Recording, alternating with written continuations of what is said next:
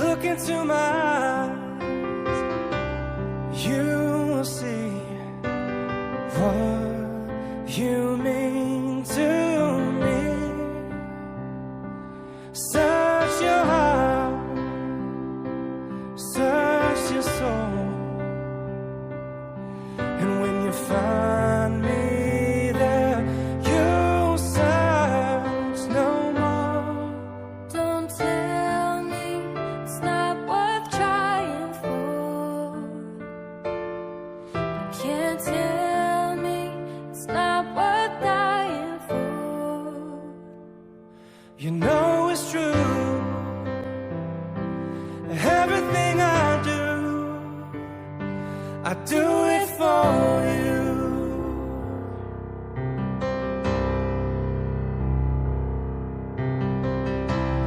Look into your heart, you'll find there's nothing there to hide. Take me as I am, take my life. I would give it all, I would sacrifice. Don't tell me it's not worth fighting for. I can't help it, there's nothing I want more. You know it's true. Everything I do it for you. Oh yeah. There's no love like your love, and no other could give more love. There's nowhere unless you're there all the time, all the way. Yeah.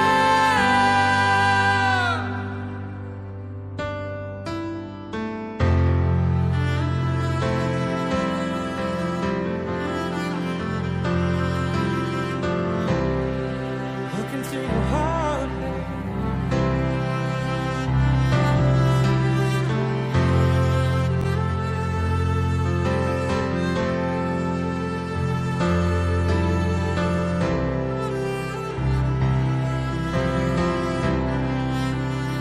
Oh, you can't tell me it's not worth trying for. I can't help it, there's nothing I want more. Yeah, I would fight for you. I'd love for you. Walk the world for you. Yeah, I'd die for you. You know it's true. Everything I do, Oh, I do it for you.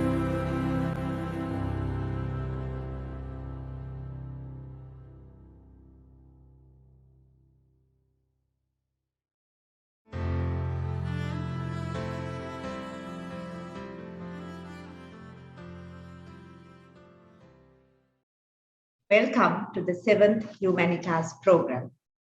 The 7th Humanitas Programme is titled Cancer and Us. Short of the word death, cancer probably is the most dreaded word in our lives. All of us have had at least an acquaintance, if not a friend or a loved one, who has been affected with cancer. And as people in the medical profession, we all have encountered a patient or a family member who has been affected with cancer or belong to this group of people who are affected by cancer. Today, we discuss what it means to be a member of a family or be connected to a patient with cancer. What is their story? What is their narrative? What is their pain? What is their life experience? We see the patient in front of us, but do we see the family or the loved ones around the patient with cancer? The main speaker of the Humanitas program is Nilufa Nizam. Nilufa is joining today in the capacity of a mother whose son passed away due to cancer. At the age of 14, Nilufa's son, Umar Nashad, left us in his bodily form but continues to live with us in many ways. We must also mention here that we have shared the content featured in this Humanitas program with Nilufa beforehand, and that we feature this question and answer session with her about her personal narrative with her kind and considerate consent. Welcome, Nilufa, to the Humanitas program. That is Nilufa. Prasad, can we have Nilufa on the big screen, please? Yeah, she's there. Okay, that's great. Nilufa, can I open the Humanitas program by asking you, what is your relationship to cancer? How are you connected to this dreaded word, cancer? For me, cancer is very close things because person who I loved most and precious to me, I lost due to cancer. And the person who loved me most, that's my mother. I lost her also due to cancer. So there's my story starts from there. My son, who was 14 years old, he was diagnosed at age of 4, and when he had fever, I went and checked. Then I thought it's dengue. So doctor also didn't know what it is. Then he suddenly asked me to get admitted to the hospital, and we went through all these diagnosings, but we couldn't identify what it was. So one fine day, doctor told me, you need to go to. She sent me a letter, and she told me to collect this letter from the hospital and go and meet this doctor in the cancer hospital next day itself to get another checkup on him. She said we have to do another test. So next day morning, I went with my other son to the hospital just to show. I didn't know what it is, so I just went to show him to the doctor. As soon as he saw him, he said, "Okay, come and sit here." And he said, "This from the outlook of what I'm seeing, he's having leukemia." So I asked, "What is leukemia?" He said, "This type of a blood cancer." And then he said, "Now you can't go home. You need to get admitted here. Next 3 months you will be here. Otherwise, you have to take your son and go to USA. That's the best place he recommends. Otherwise, this is the best place for you to stay." So there we started. That's when he was 3 and 10 months that time. So 3 months he said, "I can't go anywhere. I'm here." Then we had to shift from where we were living because entire family had to come to live close to Maharagama because doctor said now you can't eat anything out. You have to bring food from home every day to him. So there should be someone coming from hospital to home every day. So we thought, okay, we are going to shift from where we are living. We came to Maharagama. So there we started. So from the day one, he was asked. He was given platelets, blood till Monday. So it was a Saturday till Monday. We went through this process. On Monday, they did a bone marrow biopsy. So after biopsy report came only exactly we knew what is he's having, what type of blood cancer, how long he has to stay in hospital. So the doctor briefed me. I was a person who's working. Doctor said now you can't go to work. I'll give a letter to office. So that's where we begin our treatment at cancer hospital. Due to few relapse, we had to continue for 10 years. And finally, in 2020, he passed away with his third relapse. Nilufa, can you tell me, how did you first get this idea or an inkling that Nashad had cancer? Who was the first one to give you an idea? Was it a doctor, a nurse? How did you just first guess this? How was this news? Yeah, the first guessing was so shocking because they asked me, I didn't see the report. They saw the report. They asked me, "Do you have any more kids?"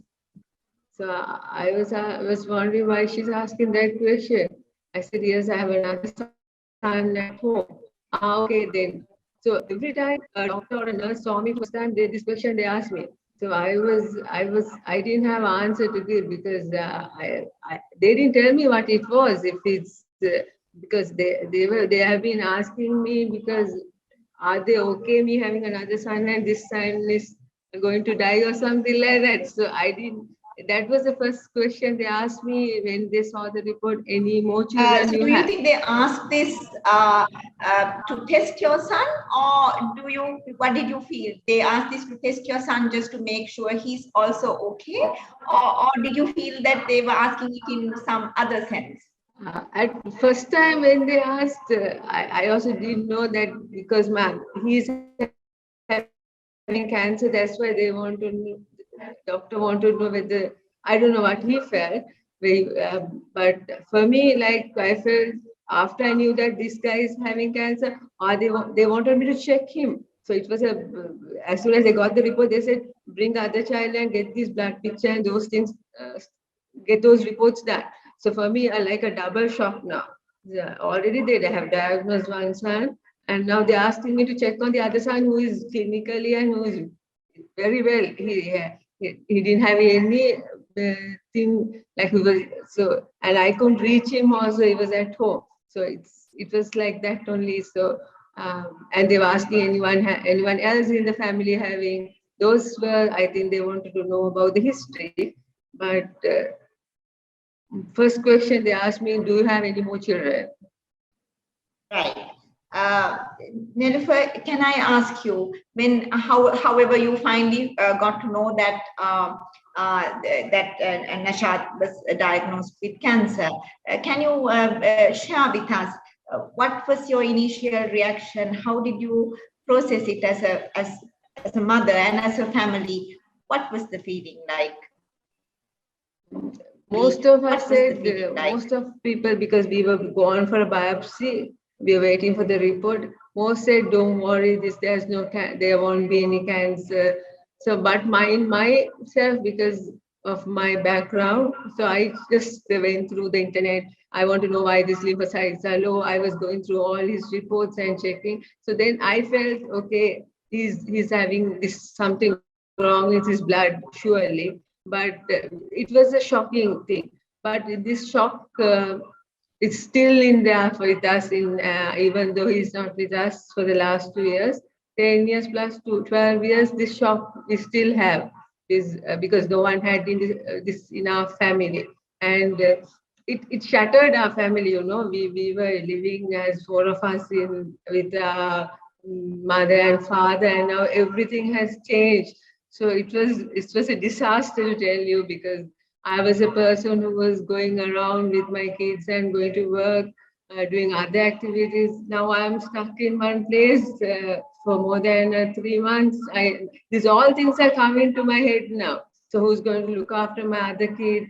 It's then when I went there, I just realized it's not only me there. There are a lot of mothers like me in Maharagama. So that encouraged me that I have my husband coming to see me every day, my son, but I saw a lot of people, they don't have anyone coming for months and months to see them because of the distance. Their father has to work somewhere else, and then only they get the money. So when I listen to other people's stories there, it's actually encouraged me that somehow I'm going to get out of here with my son cured. So next that is our last 10 years, every fight we gave to cure him. But at one point that was the last time we couldn't do it because the three relapsed. I don't think he is going to survive. So, but because he fought with he was fighting every time whenever he had blasts getting increased. So I think we as a family went through to fight. We all fought with even my in-laws, my mother, father, because without them we couldn't come out of it, because they helped us a lot as a family. That was one reason we were able to go fight this cancer for last 10 years with Thank you, Nilufa, for those sentiments that you have shared with us.